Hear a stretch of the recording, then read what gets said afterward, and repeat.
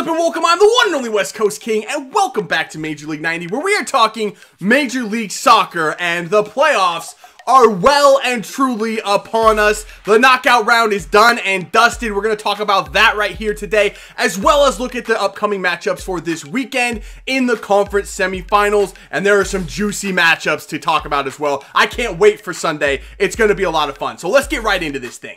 So in the knockout rounds, starting off with the Wednesday matches, we had Toronto playing Philly and LA playing RSL, and those games went exactly how I expected them to do. I'm not really going to talk much about them because they really weren't all that interesting to me, or not all that interesting at all. Honestly, I mean, did you really expect Philly to beat Toronto or RSL to go to the StubHub and beat LA? No. I will say Philly made it interesting. Philly did make it interesting in that first match. Toronto, I never really felt like they were out of control of the game. They always felt like they had it in their hands. But, oh my goodness, did Philly do themselves in with some poor defense. Awful defense. Gifting a couple of goals to Toronto. None more so than the third and final game-sealing goal for Jozy Altidore. Woo, man. That defender, was it Tribbett? What the heck, man? He kicked it off his own schnoz and gave it right to Jozy Altidore, who popped it home for the third goal. It was so awful. But that first goal Toronto scored, thing of beauty. It was like a 9 out of 10 as far as difficulty goes. Jozy flicking the ball over his head and Giovinco banging it in off the underside of the crossbar. Fantastic goal. Toronto just seemed like they were in control from start to finish. And in LA, another 3-1 scoreline there. And again, the home team was never really... They were always in control. I mean, it just felt like LA was all over RSL. Didn't really expect RSL to go in and win the game since they haven't won a game since, like, ever. I don't know. They haven't won a game in forever. It feels like they haven't won a game in about 4 months. But, yeah, it's just LA was all over them. They got the scoring started early. Alan Gordon, nicely done. I mean, the whole thing starts, you got to talk about Landon Donovan starting in the playoffs, starting the playoff game. That was emotional. That kind of set the tempo right there, kind of set the whole mood for that LA team right there. He should have maybe had an assist on the opening goal for Alan Gordon with that header. And then RSL's one goal was a gift. There was a penalty called. There was no penalty. I don't know what the ref saw, but it shouldn't have been a penalty. They equalized there, but then it was all LA. And Emmanuel Boateng took the game over. Like, can we talk about his first goal? The messy, like, weaving run he had. Close quarters. The ball control was insane. And then toe poking it past the keeper. Very Messi-esque. I mean, it was absolutely beautiful. One of the best goals scored this week. And I would say it's up there for goal of the week, along with that Jozy to Giovinco goal as well. Those two were absolutely fantastic goals. But just LA was in control start to finish. And they dominated that thing. And they came out easy winners. The Thursday matches, however, a little bit more interesting, I would say, starting with the DC United and Montreal game. I picked DC in that game and I said, I don't know. Montreal, I would not be surprised if they came out and won that one. I don't like the way DC is playing right now. I don't trust that team. There's something about them I just don't trust. But I picked them to win anyway just because they're the home team. And in these knockout games, the majority of the time, the home team wins. So that was my reasoning behind picking them. I was wrong. Wow, did Montreal look good. And that's the thing with Montreal. You don't know what team you're going to get. They come out and they knock DC United out of their own park and beat them 4-2 in a comprehensive victory. I mean, it wasn't even close. They were at 4-0 before DC finally scored 2 goals after the 90th minute. It was over by then. I mean, it was way over by then. You don't know if that's the Montreal you're going to get. If that Montreal shows up this weekend, they could give New York a run for their money. Or it could be the Montreal that showed up against Philadelphia last weekend and got beat 3-0. You don't know which one is going to show up. And that's the problem I have picking Montreal. They've got the talent to put performances like this on the field, but you don't know if they're going to do it. So kudos to them. 4-2 victors. You can't say really anything bad about them. They were absolutely phenomenal in that game. Stuck to their game plan, executed it to perfection, and knocked DC out. All the way out. Back to the drawing board out. I mean, DC, wow, they got some things to think about in the offseason. And the other game is the one I really don't want to talk about. It's Seattle against Sporting Kansas City up at CenturyLink Field. And you would think with Seattle being the victors in that one, I don't even want to say that they were the winners, that they won that game, because that feels a little dirty to me. But you would think that with Seattle moving on, I'd be happy. But honestly, Seattle was outplayed. It looked like they tried to play Sporting's style of game, and they got outplayed at it. It was very sloppy from Seattle. it was just not good. Sporting was the better team all day long, with maybe about 15 minutes at the end of the first half where Seattle started to get a lot of possession and get a lot of opportunities. Not a lot of shots. They didn't have a shot on goal except for the one that they scored. But they played a little bit better in that stretch, but for the most part, it was all Sporting all day long. And Benny Feilhaber had one of the best performances you'll ever see out of a midfielder. He was so unbelievably good, the best outfield player on the pitch in that game. I mean, if Sporting don't re-sign Benny Feilhaber, they are going to be in a lot of trouble. He is the quarterback of that team. He plays the most important position for them. The whole team is built around that player in that position. The way they play and the team they have around him, that's how they have to have him to be successful. If they don't have him after this season, his contract's up. If they don't re-sign him, I don't think that they're a playoff team, honestly. I don't. But the best player on the whole pitch for that day was Stefan Frei, in goal for Seattle. Had one of the best goalkeeping performances I've ever seen. I mean, it's right up there with Timmy Howard against the Belgian army that was raining shots down on him in the World Cup.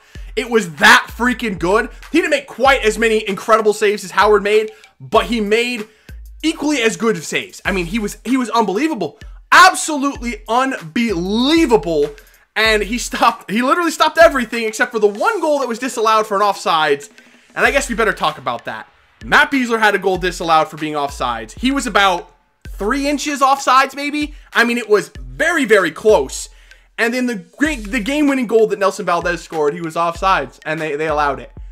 The only thing I can say is that Besler's goal was from a set piece, and the judge is looking right down the line. He can see that Besler's offsides. That's why that one's flagged. Valdez's came from open play, and that's probably why he got away with it. But it's very unfortunate. I understand that Sporting fans feel very hard done by. They probably deserve to win that game, but what are you going to do? It's the MLS, and those things happen, and it sucks. I'm glad that Seattle's not on the other side of it. I feel dirty accepting this victory, but we'll take it. We'll move on. Seattle plays Dallas this weekend. We're going to talk about that. We'll talk about that. It's going to be the very, very end, but we'll talk about that as well. So the conference semifinals are set. We have Montreal taking on New York.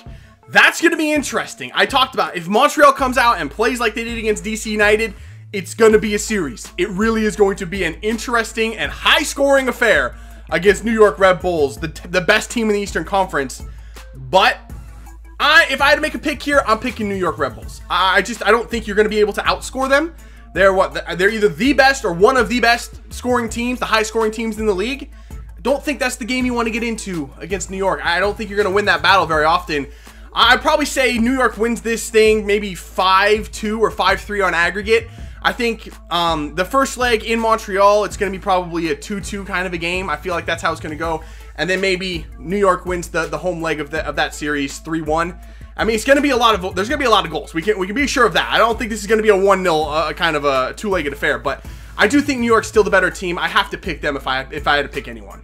And in the other Eastern Conference semifinal matchup, and this is the one I'm really excited about. It's Toronto and NYCFC. I said earlier this season that NYCFC cannot continue to play the way that they are. They can't just try to go out and outscore people. It may work at home, but it probably is not going to work on the road. Honestly, I see this thing, their first game is going to be in Toronto. I say Toronto wins that 3-1. They go back to Yankee Stadium to play NYCFC. I say NYCFC probably wins that 3-1, and it ends up going to pens. That's just probably how this is going to go. With the way the NYCFC plays, yeah, I could see that happening. The only thing is if Toronto can come out with a good road performance, they're capable of it. If this first leg goes 3-1 to Toronto and in Toronto, Toronto could pull it out at NYCFC. NYCFC would have to come up with a big performance. I think Toronto could hold them. So this all comes down to that first leg. If NYCFC gets blown out of the water on the road, they're probably not going to be able to recover. But either way, it's going to be a fantastic series. And in the Western Conference, wow, these two games, these two matchups, I have a really, really hard time picking. I don't know. Honestly, both of them, I don't know. The first one, LA playing Colorado. Colorado, the best defensive team, I think, in the league. Oh, yeah, they're definitely the best defensive team in the league. But they're also the lowest scoring team to make the playoffs. Like, I know they say defense wins championships, but your defense has to stop LA. A proven playoff contender. if I had to pick one here, I don't think Colorado gets it done. You just cannot pick against LA in the playoffs. They're just too good. They're just too good. Bruce Arena knows how to set that team up to win in the playoffs. Landon Donovan is back starting for them. The first game is going to be at the StubHub. If they come out and Colorado falls apart defensively and LA puts 2, 3, 4 goals on the board, which I could see them doing, I don't think, there's no way Colorado comes back because they can't score enough goals to do it. So if Colorado can keep it close in the first one, maybe they pull it out at home, but they're the higher seeded team here. I say they're the underdog going into this matchup. And the final matchup of the weekend is going to be Seattle once again at CenturyLink Field to take on FC Dallas. It's the third straight year these two teams are meeting in the playoffs. Seattle won it 2 years ago, I think 1-0 on aggregate. It was just a very, very tight defensive style matchup. I think Ozzy scored the only goal in that one away at Dallas. And then last year, that was one of the craziest playoff series I've ever seen.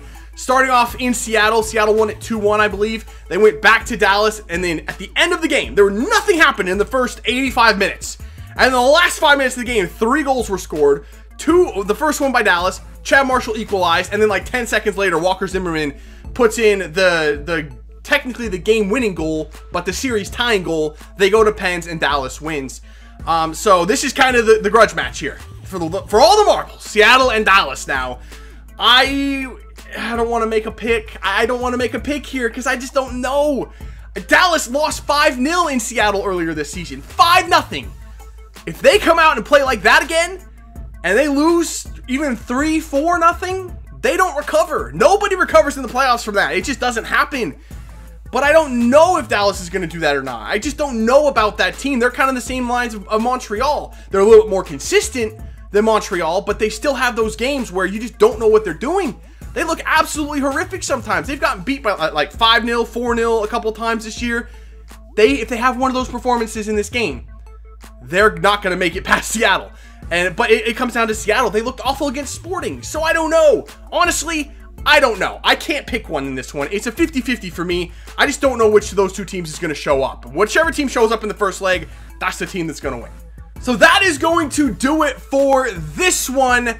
Man, the playoffs are really, really heating up. I cannot wait for Sunday. I'm going to try to watch every one of the games and expect another Major League 90 probably coming out on Monday as well. So let me know what you guys think about each of the playoff series, who you think is going to win, which team is looking primed to make either a finals appearance or take home the whole thing. Honestly, right now, I couldn't call it. I could not call it. If I had to pick one team that looks the best right now, I'd probably say New York Red Bulls. But again, Montreal could knock them out. It could happen. It's the MLS. Anything could happen. So that's going to do it for this episode. If you did enjoy it, make sure to let me know by leaving a like below. Subscribe if you're new, and I will see you when we come back for some more Major League 90. See ya.